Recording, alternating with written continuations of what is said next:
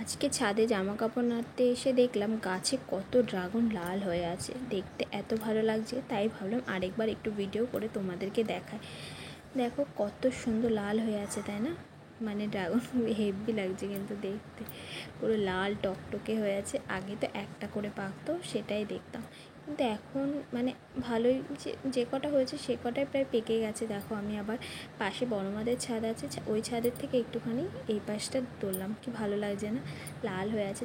সামনের বার নিশ্চয় আরও হবে, তখন যখন আরও বড় হবে তখন তো দারুণ লাগবে। এবার অনেকগুলোই লাল হয়ে গেছে, তো কয়েকটা পেরে নিলাম, কারণ নতুন গাছের ফল তো সবাইকেই ভাবছি একটা একটা করে দেবো।